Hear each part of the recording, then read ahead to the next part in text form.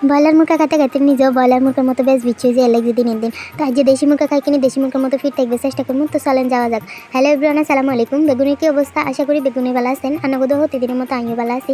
তাই যে মুরগা তালের মধ্যে দেশি মুরগা দেখছিলাম, তাই এটা আনা যে জব করবো। জব টবা করে এত কুড়ি বাসি পরিষ্কার করে নিছি। এটা রান্না করবার প্রস্তুতি নিই। তো ফার্স্টে একটা পাতিল বইয়ে দিছি দেড়েনে। তো এরপরে দিয়ে দিছি পরিমাণ মতো তেলটা গরম হয়ে এসে অন্দি দিয়ে লাগে দুইটা পেঁয়াজ কুচি। তো পেঁয়াজ কুচি দেন শেষ হয়েছে, এবার এখানে লাইসে দিতে হইব। তো এতে দেড়েনে তো কেমন লাগতেছে, যাই হোক নরম হইবে লাইটে অপেক্ষা করতে হইব, মানে বাজা বাজানোর জন্য। তো সাইডে কিছুটা হয়েছে, তো এখানে লাইসে দিলাম যাতে নিচে তো লাগিটা কিনে আসা। তো এতে বাজে গেছে, এবার দিয়ে দিন আসল উপকরণ তেজপাতা দিয়ে দিছি, দারচিনি, এলাচ, গোলমরিচ এটি দিয়ে দিলাম। এরপরে আদা রসুন বাটা একসাথে আসছিল, তো এটি দিয়ে দিছি যেহেতু এটি শিল্পাটা বেশছে একসাথে বাড়ি গেলেছে, এত ভিন্ন ভিন্ন এত ইয়া করবো কনে। যাই হোক তখন লাইসে দিলাম, কিছুটা মিশিয়েছে। তো দেয় তো এবার দিয়ে দিয়ে লাগবে স্বাদ মতো লবণ। এরপরে দিয়ে দিছি হাফ চামচ হলুদের গুঁড়া, 1 চামচ মরিচের গুঁড়া, 1 চামচ পাঁচফোড়ন গরম মশলার গুঁড়া। এই তো এটি দিয়ে দেওয়া হয়। এবার আবার একটু লাইসে নিলাম, মানে সবটি মশলা মিশিয়ে নিলাম। তো যাতে নিচে তো লাগে না যায়, এ কারণে কিছুটা পানি দিয়ে দিলাম। এই তো দিই আবার এখানে লাইসে দিলাম যাতে সবটি মশলা মিশে যায়। তো পানিটা নিয়ে দেন শেষ। এবার লাইসে ঢাকনা দিই 2-3 মিনিটের মতো জাল করে নিলাম যাতে মশলার গন্ধটা যায় গই। মশলার গন্ধ থাকলে ভালো লাগবে না, এই কারণে। তো একটু ডাকনা সারে সাইডে মশলাটা কিছুটা কষিয়েছে।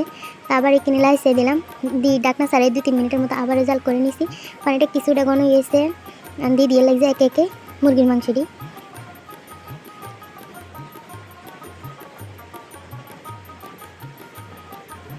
এই তো দেন শেষ। এবার মুরগির মাংসের মধ্যে মশলাটি মিশানোর জন্য, মানে মুরগির মাংসের গায়ে যতক্ষণ পর্যন্ত মশলা না মিশবে ততক্ষণ পর্যন্ত ভালো করেই লাড়ি সারি নিতে হবে। তো দেয় না তো এই তো মশলাটি লাগিয়ে গেছে। তাই এবার ডাকনা দিই 5-6 মিনিটের মতো জাল করে নিলাম। তো ডাকনা সারাই সাইডে মাংসটি কষিয়েছি কিছুটা। তা আবার এখানে লাইসে দিলাম যাতে নিচে তো লাগে না যায়। আর দেশি মুরগি কিনে জুস করা লাগে বেশি। তা আবার ডাকনা দিই 6-7 মিনিটের মতো জাল করে নিছি। তো ডাকনা সরাই সাইডে এটি কষিয়েছে। তো আবার লাইসে দিলাম। মাংস যত বেশি কষাবেন তত বেশি স্বাদ লাগবে। এই তো ডাকনা দিই সরাই নিলাম। আবার সাইডে মাংস পুরো দমে কষিয়ে এসে তারপর এটা সরাই একটা কড়াই বইয়ে দিলাম। কড়াইয়ের মধ্যে দিয়ে দিছি পরিমাণ মতো তেল। এরপরে মাংস দিয়ে দিছি, মানে মাংসটি বাজি করা লাগবো। আর আব্বু বাজি মাংস সারা খায় না, মানে যেরকম হোক বাজি করলে এরপরে দেশি মুরগি বাজি করানো লাগে না। তারপরও আব্বু খাতে চায় না, যে কারণে বাজি করেই রান্না লাগে। তো এই তো মাংসটা সাইডে বাজি হয়ে গেছে। এবার আবারও আগের যে মশলা দিয়েছিল এর মধ্যে দিয়ে লাগবে। তো যেটা আলু দিয়ে রান্না করবো, তো একই কড়াইয়ের মধ্যে দিয়ে দিলাম সামান্য তেল। এরপরে আলুটি দিয়ে দিছি, তেল গরম হয়েছে। তো এটার মধ্যে লবণ সামান্য হলুদ দিই আলুটি নিয়ে ভাজা নিতে হইব।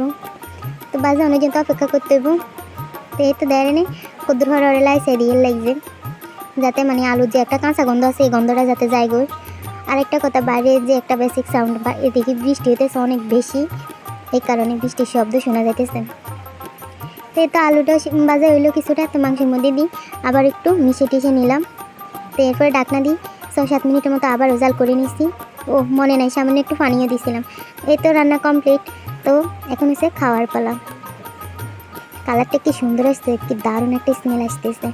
যাই হোক এই তো খাওয়ার জন্য প্রস্তুতি নিলাম। আজকে পর্যন্ত রইলো। সবাই ভালো থাকবেন, সুস্থ থাকবেন। Thanks for watching video. আল্লাহ হাফেজ।